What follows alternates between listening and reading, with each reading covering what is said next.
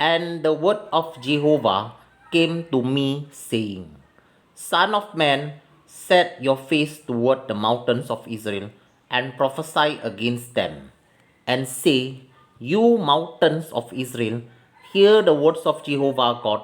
Thus says Jehovah God to the mountains and to the hills, to the river and to the valleys, Behold, I will bring a sword upon you, and will destroy your high places.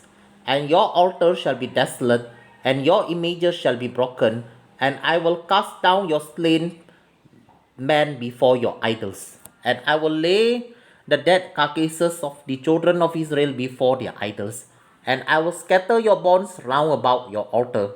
In all your dwelling places the city shall be laid waste, and the high places shall be desolate, that your altar may be laid waste and made desolate, and your idols may be broken and cease, and your images may be cut down, and your works may be abolished. And the slain shall fall in the midst of you, and you shall know that I am Jehovah.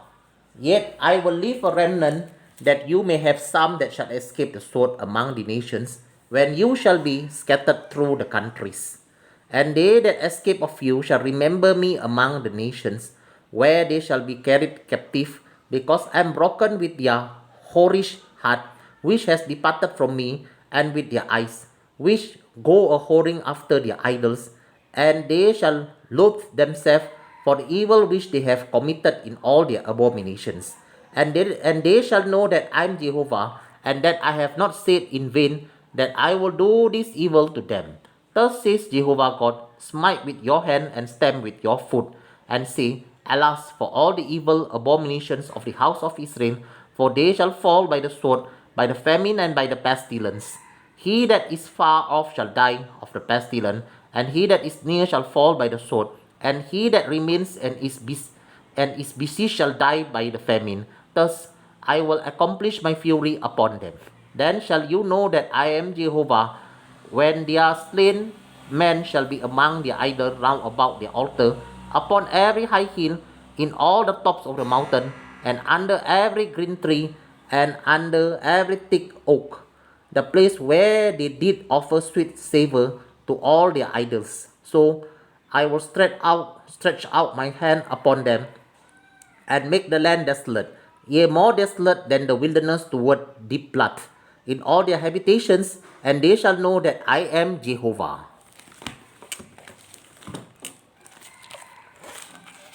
फिर यहोवा का ये वचन मेरे पास पहुंचा, हे मनुष्य के संतान, अपना मुख इसराइल के पहाड़ों की ओर करके उनके विरुद्ध भविष्यद्वाणी कर, और कहे, हे इसराइल के पहाड़ों, प्रभु यहोवा का वचन सुनो।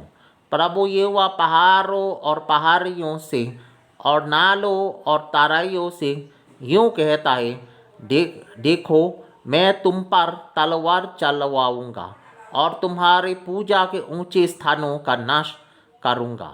तुम्हारी वेदियां उजड़ेगी, और तुम्हारी सूर्य की प्रतिमाएं ठोरी जाएगी, और मैं तुम में से मारे हुओं का तुम्हारे मूर्तों के आगे फेंक दूंगा। मैं इसराइल के शाओं को उनकी मूर्तों के सामने रखूंगा, और उनकी हड्डियों को तुम्हारी वेदियों के आसपास छितरा दूंगा। तुम्हारे जितने बसाए हुए नगर हैं, वे सब ऐसे उजाड़ जाएंगे कि तुम्हारी पूजा के ऊंचे स्थान भी उजाड़ हो जाएंगे।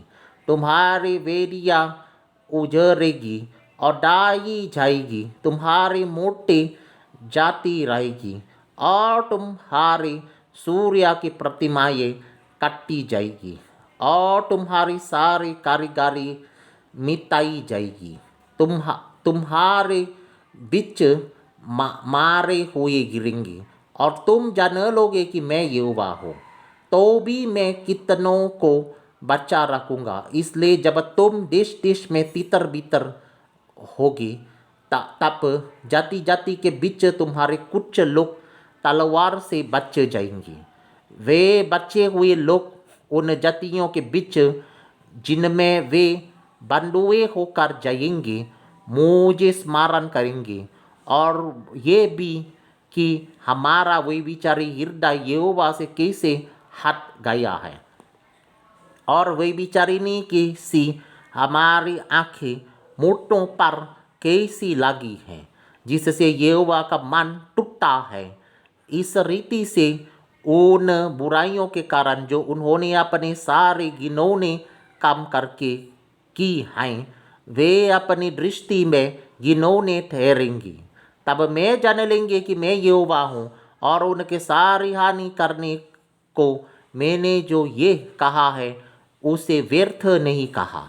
प्रभु यहोवा यूँ कहता है, अपना हाथ मारकर और अपना पाँव पटक कर कहे, इस्राएल के घराने के सारे घिनौने कामों पर हाय हाय, क्योंकि वे तलवार, भूख और मारी से नष्ट हो जाएंगे। जो दूर हो वो मारी से मारेगा, और जो निकट हो वो तलवार से मार डाला जाएगा। और जो बचकर नगर में रहते हुए घेरा जाए, वो भूख से मरेगा। इस भांति मैं अपनी जलजलाहट उन पर पूरी रीति से उतारूंगा।